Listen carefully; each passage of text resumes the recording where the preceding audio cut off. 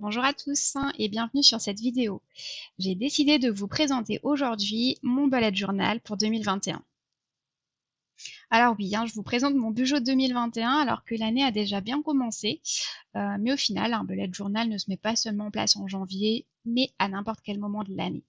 Je pense donc que vous pourrez trouver tout de même quelques idées à piocher ici ou là. En fait, j'ai passé pas mal de temps à rechercher, que ce soit des idées de pages, de mise en page, de petites décorations simplissimes, pour créer ce nouveau bijou, que cette nouvelle lubie de partager ça avec vous m'est apparue, mais tellement naturellement. Ce que je vous présente aujourd'hui, c'est mon bullet journal adapté ici et maintenant à mon organisation actuelle. Vous pouvez tout à fait vous en inspirer, mais le plus important, c'est que votre bijou corresponde bien à vos besoins à vous. Comme vous pouvez le voir, j'ai dans un premier temps préparé mes pages au crayon de papier avant d'encrer au feutre noir. Vous verrez que j'ai choisi une thématique générale pour ce bijou qui est plutôt simple. C'est une thématique autour des attrape-rêves, que l'on peut aussi nommer capteur de rêve ou attrape-cauchemar, avec des plumes et des perles colorées. Je suis pas extrêmement douée en dessin, et j'avais pas envie de passer plus de temps à préparer mon bijou qu'à l'utiliser. Je l'ai quand même un peu décoré à mon goût, qu'il soit agréable à utiliser, mais sans trop de détails non plus. Et voici le résultat de cette première page. Vous voyez que j'ai encadré cette nouvelle année 2021 dans 3 cadres superposés et j'ai ajouté cette petite phrase « Le meilleur est à venir ». Comment commencer une nouvelle année sans penser qu'elle sera forcément meilleure que la précédente? Je passe ensuite rapidement à la mise en couleur. Je vais rester sur des couleurs pastel dans les tons rose, violet et bleu. Je colorie dans un premier temps au crayon de couleur et j'ajoute ensuite des touches de lumière au feutre avec des stylos à paillettes. Je passe ensuite à mon index qui va me permettre de m'y retrouver dans mes pages puisque je vais paginer mon bullet journal. J'aime vraiment beaucoup cette thématique avec les plumes et les attrape-rêves. Avec l'ajout de quelques perles colorées, c'est assez simple à reproduire. Je dessine mes perles et je rajoute après le fil qui me permet de les relier entre elles. Pour l'attrape-rêve, j'ai simplement utilisé un compas et je repasse mes traits au feutre noir. Si vous reproduisez ce dessin, attention d'abord à bien dessiner vos perles et vos plumes avant de les relier avec la ficelle. Vous pouvez aussi, comme moi, jouer sur l'épaisseur de vos feutres pour donner plus de volume à certaines parties de vos dessins. Et voilà, rapidement la mise en couleur.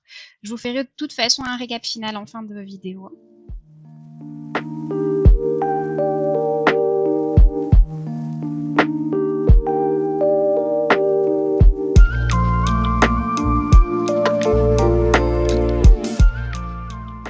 La troisième double page, ce sera pour mes clés.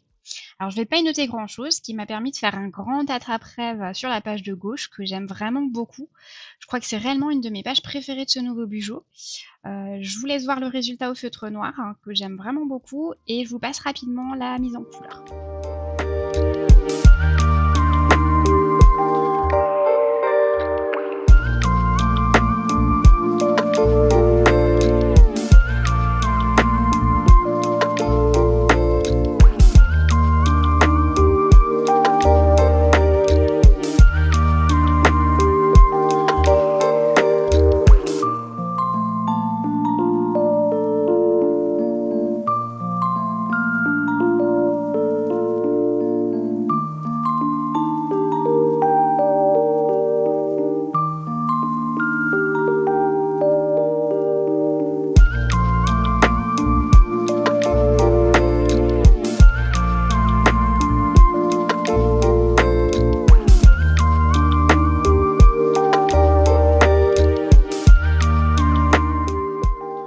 Page suivante, je me suis dessiné une page de repère qui va me servir à voir rapidement le nombre de cases horizontales ou verticales qu'il y a dans mon carnet et à adapter simplement mes compositions bien plus rapidement pour mes prochaines mises en page, donc sur les pages suivantes.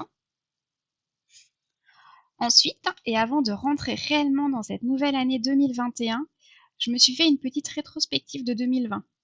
Même si effectivement cette année était un petit peu particulière dans le contexte de la crise sanitaire que nous connaissons tous. C'était pour moi une année bien chargée. J'avais envie de garder une trace de tout ce qui s'est passé cette année et je l'ai donc intégré dans ce nouveau bijou. Alors, petite astuce pour rien oublier, j'ai simplement checké mes photos et mon agenda de janvier à décembre et noté les moments importants qu'il y a eu dans ma vie cette année.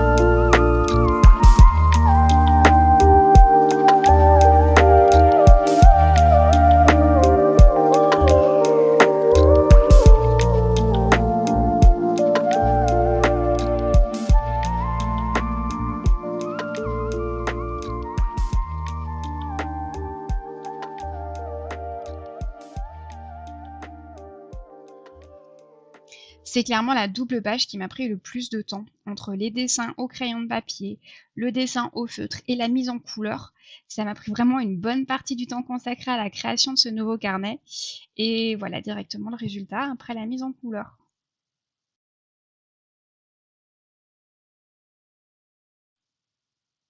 Ma rétrospective de 2020 est terminée, je peux enfin attaquer 2021. Je mets donc en page mon agenda annuel qui me permet d'avoir une vue d'ensemble sur toute l'année à venir, mais également d'y noter mes anniversaires à ne pas oublier. J'en profite pour remettre quelques plumes pour rappeler ma thématique générale.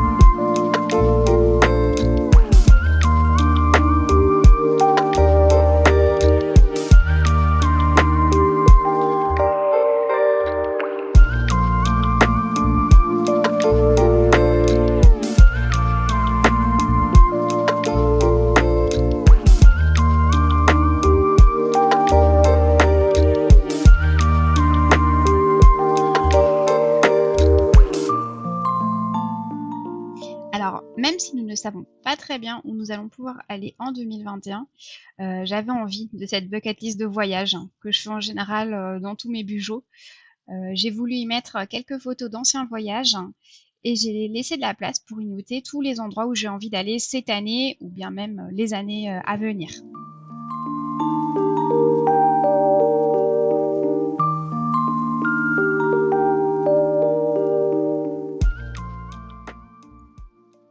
Sur certaines pages que j'utilise pas tellement, j'aime bien faire des dégradés au crayon de couleur.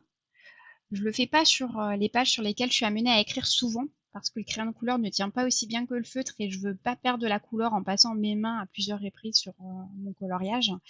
Mais sur les pages que j'utilise pas trop, en fait, j'aime bien le faire, parce que ça me permet vraiment de faire un dégradé de couleur et j'aime beaucoup.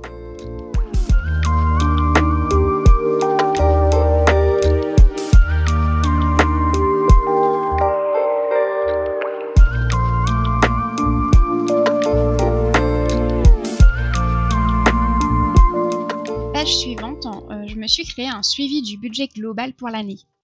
Pour chaque mois, j'ai une colonne dépenses et une colonne gains. J'attribue une couleur à mes principales dépenses et à la fin de chaque mois, je vais venir empiler mes petites dépenses par couleur. Ça va me donner une idée un peu plus précise de ce que je dépense en alimentaire, pour mes loisirs, mes sorties, pour offrir, etc. J'ai pas inclus mes charges fixes, qui elles ne bougent pas toute l'année. L'intérêt ici, c'est de voir ce que je dépense justement en plus de ces charges fixes. Dans la colonne gains, je vais y mettre là encore mes rentrées d'argent non fixes. Ça peut être par exemple mes ventes sur Vinted. Alors là, je passe rapidement sur les prochaines pages. J'ai comme projet de créer un jour ma petite boutique en ligne. J'ai donc mis en place quelques trackers dédiés à ce projet. Trackers sur l'évolution dans ma création des produits, sur mes projets liés en cours, sur l'évolution de mes réseaux liées à ce projet, que ce soit les réseaux Instagram, YouTube, Facebook, ou bien le site internet de la boutique et le blog dédié. J'y ajoute aussi une page générale sur les différents réseaux sociaux et ce qu'il faut principalement savoir sur chacun d'eux. Et bien sûr, je me rends compte que j'ai zappé un E à réseau. Mais que serait un bullet sans boulette, hein? Et dans la même lignée, je me place ensuite une page avec un petit tracker un peu plus visuel pour mes différents comptes Instagram.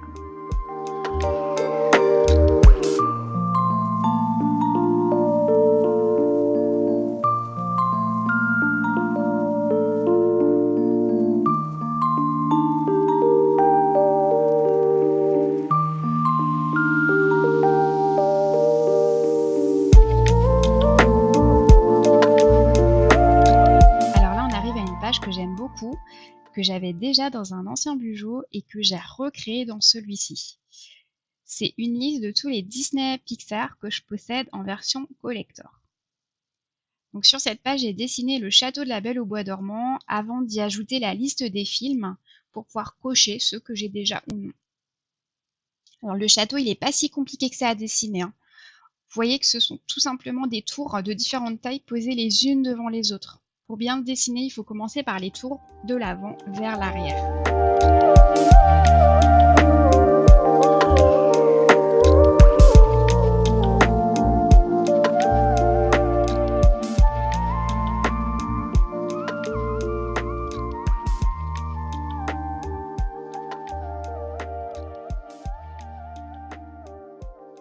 J'hésite à me faire un carnet spécial Disney, ou d'ailleurs je pourrais y ajouter d'autres pages, comme les livres que j'ai ou que je voudrais, ou bien les objets de collection que j'aimerais. Je pense que j'aurais assez d'idées pour me créer un carnet spécifique juste à Disney. Et du coup, dites-moi en commentaire si vous en avez déjà fait un, ce que vous avez pu y mettre comme page, ou si ça vous intéresse de voir une vidéo dédiée sur ce sujet, dites-le moi aussi. Je pense que je vais vraiment réfléchir à cette idée. On passe à la mise en couleur. Je colorie directement le château au feutre. J'utilise les Crayola Super Stips qui sont connus pour leur très bon rapport qualité-prix. Et donc j'utilise ça pour le rose du château. Pour les toits bleus, j'ai pas trouvé d'équivalent dans des tons clairs. J'utilise du coup un tombeau. Et pour les parois grises du château, je n'ai vraiment pas trouvé d'équivalent qui ne soit pas trop foncé pour mon dessin que je voulais quand même assez pastel. J'ai donc colorié au crayon de couleur et j'ai repris un Super Tips gris pour l'intérieur des fenêtres. Et pour les détails, j'utilise des stylos gel à paillettes que j'adore. Attention à bien laisser sécher si vous utilisez des stylos gel. Vous pouvez aussi tamponner avec une chute de papier avant de tourner vos pages ou simplement insérer une page de brouillon entre les deux pages avant de continuer les pages suivantes. Sinon, vous allez avoir des taches d'une page à l'autre et ça va pas être super joli. Pour ma lampe Pixar, je voulais faire des dégradés de couleurs. Donc là, j'ai pris des crayons de couleur plutôt que d'utiliser des feutres.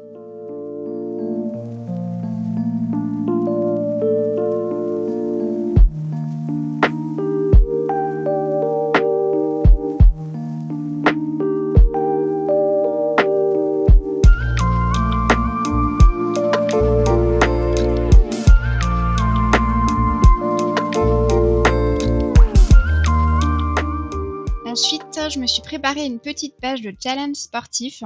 Alors en ce moment, on est nombreux à ne plus beaucoup bouger de chez nous. C'est pas forcément évident. Je sais pas encore si je vais pouvoir beaucoup remplir cette page, surtout au niveau de la case natation. Mais voilà, elle existe pour me motiver et que je puisse avoir un suivi quand même de mes activités sportives.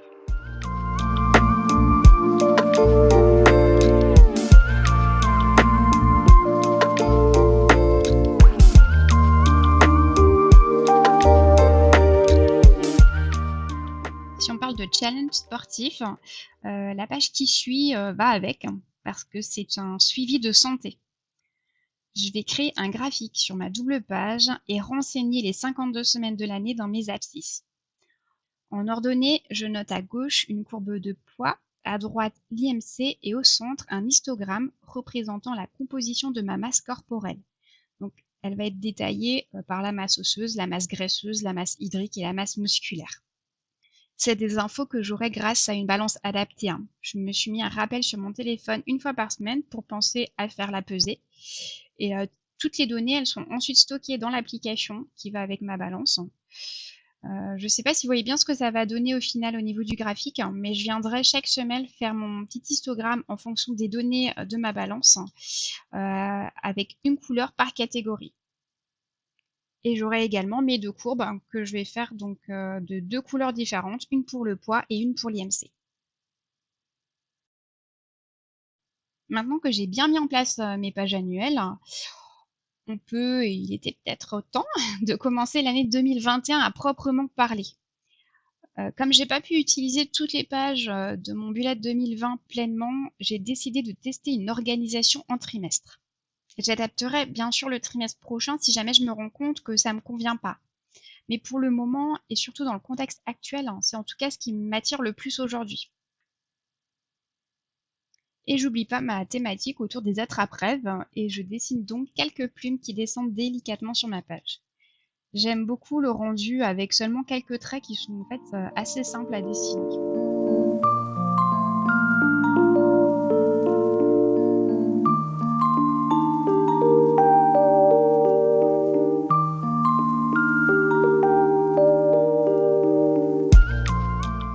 Pour commencer ce trimestre, je me fais quelques trackers. Je crée un tracker plus ou moins global afin d'analyser ma forme physique. J'essaie d'y regrouper plusieurs informations, comme mon temps de sommeil, si j'étais fatiguée dans la journée, si j'étais fatiguée au réveil, si j'ai pratiqué du sport dans la journée par exemple. Je me crée donc un tableau principal au centre de ma double page, à compléter en fonction des différentes heures de la journée. Je note les heures en abscisse et les jours du mois en ordonnée.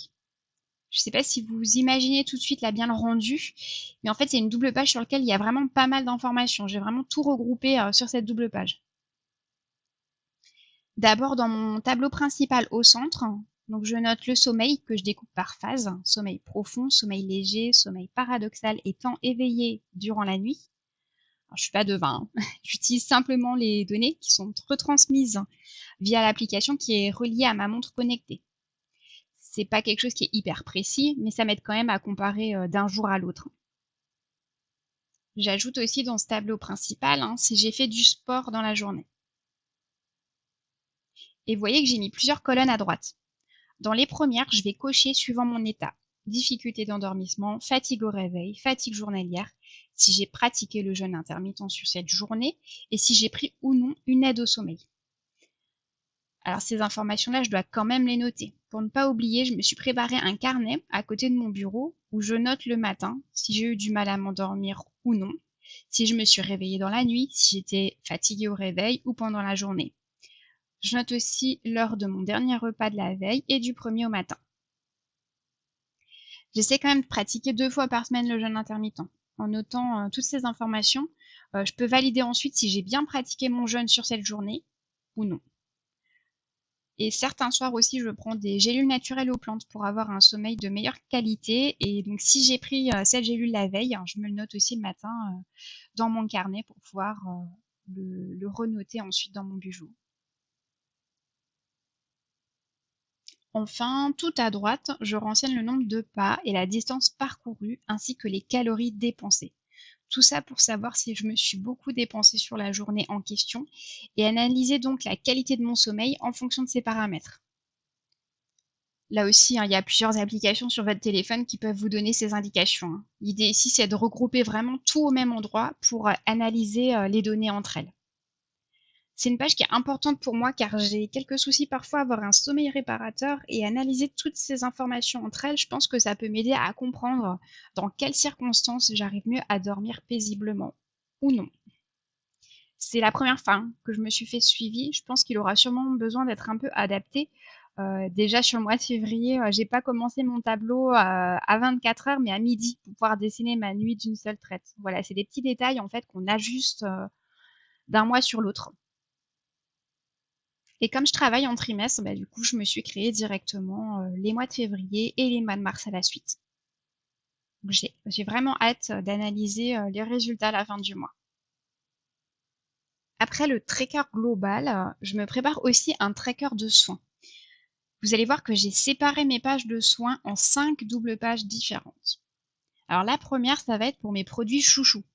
Je me laisse de la place à gauche pour noter tous les produits que j'ai testés sur ce trimestre-là, ceux que j'ai aimés, ceux que j'ai récemment testés ou même adoptés.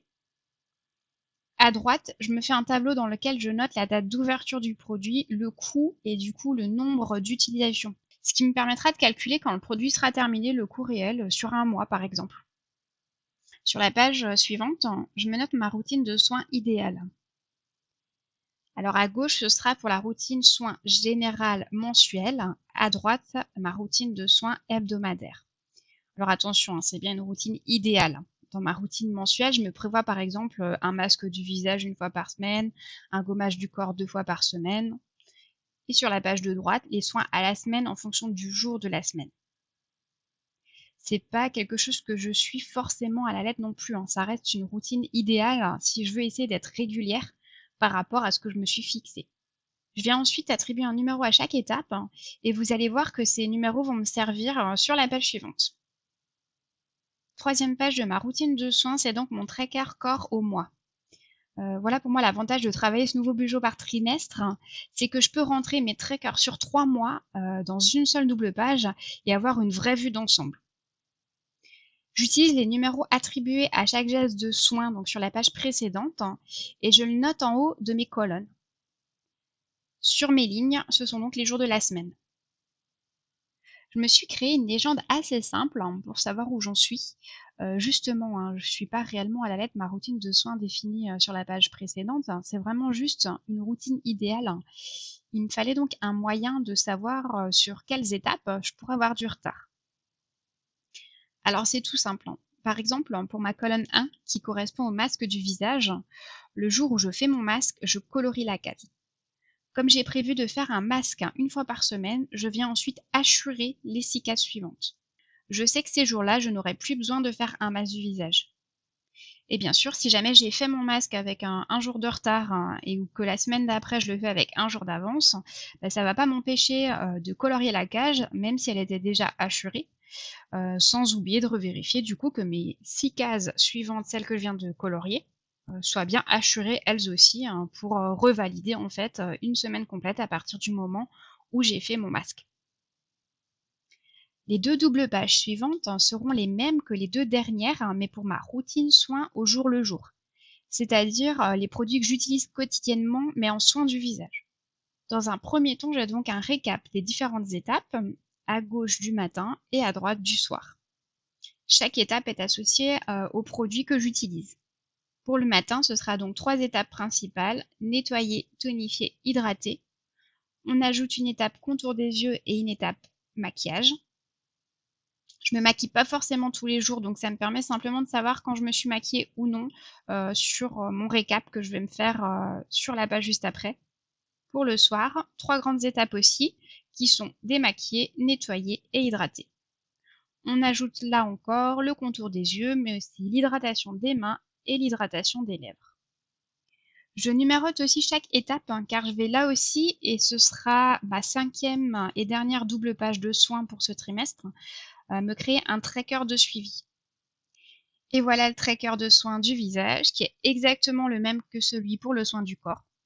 J'ai mis une petite légende en bas reprenant les différentes étapes pour tout avoir facilement en visu sur la même page. Mon astuce pour compléter ces trackers, c'est que je me suis imprimé un petit livret relié que je laisse dans la salle de bain et sur lequel je me note tous les soirs les soins que j'ai faits dans la journée. Alors ça m'évite d'avoir déjà mon bullet dans l'humidité de la salle de bain, mais aussi je vais pouvoir compléter calmement et proprement dans mon bullet les informations qui ne seront pas perdues puisque je les aurai notées au jour le jour dans mon petit carnet de brouillon. Prochaine page pour ce trimestre, ce sera une to-do list globale pour le trimestre en son intégralité. La page est assez simple car je veux y garder beaucoup de place. Au niveau de ma légende, comme c'est une to-do list trimestrielle, donc je dessine une flèche devant chaque tâche. Lorsqu'elle devient prioritaire ou que j'ai envie de m'en occuper rapidement, je colorie la flèche. Et lorsqu'elle est traitée, je barre la ligne.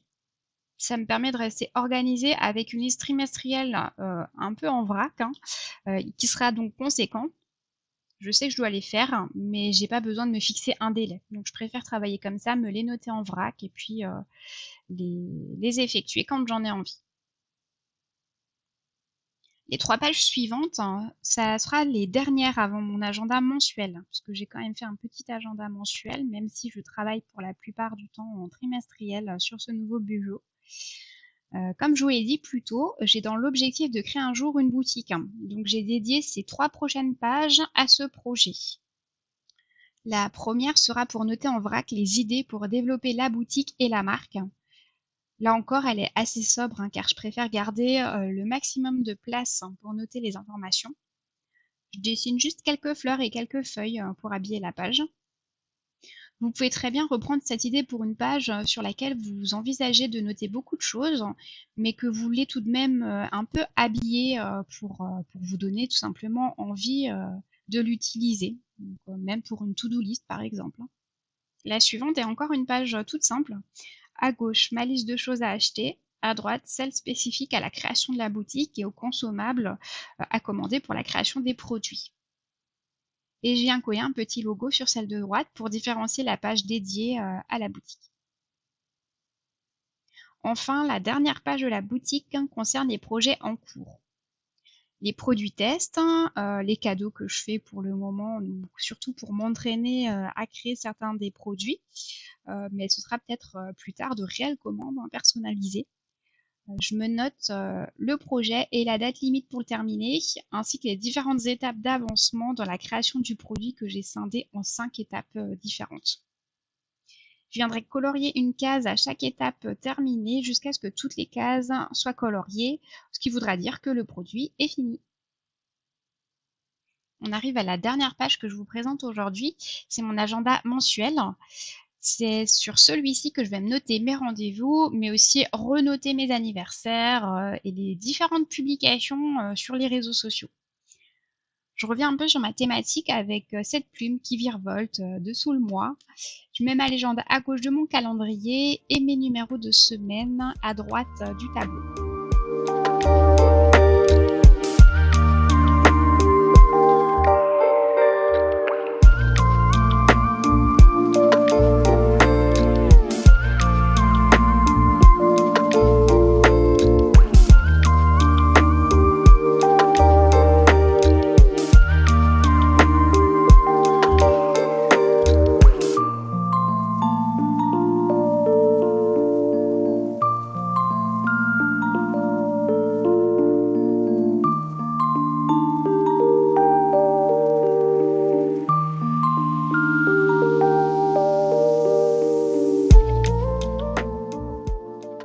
Une fois mes pages terminées, j'ajoute quelques stickers sur la couverture de mon budget avant qu'on regarde le résultat final ensemble. N'hésitez pas à mettre la vidéo sur pause pendant le récap si jamais vous voulez voir une page plus en détail.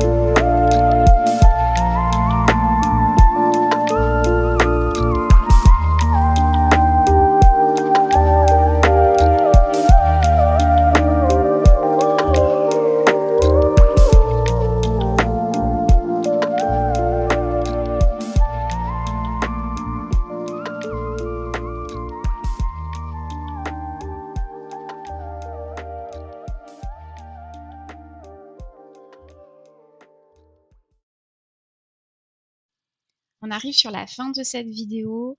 Je vous remercie si vous êtes encore ici. Je vous avoue que cette première vidéo m'a donné du fil à retordre, hein, comme on dit.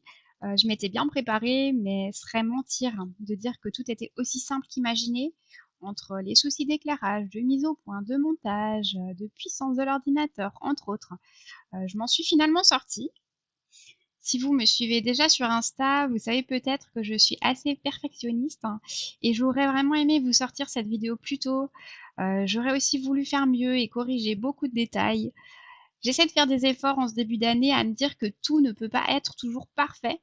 L'important, c'est que je sois arrivée au bout et que j'ai pu vous présenter quelque chose qui, je l'espère, vous sera utile hein, et que vous avez pu tout de même glaner quelques idées par-ci par-là.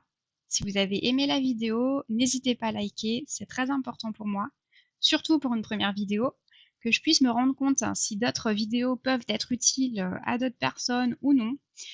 J'ai pas envie de vous parler que de bullet journal ici et j'ai pas mal d'autres idées. Si vous en avez aussi en regardant la vidéo, n'hésitez pas à venir me le dire en commentaire et à vous abonner à la chaîne. Enfin, venez me rejoindre dans mon petit Wonderland sur Instagram, donc @aline-mywonderland.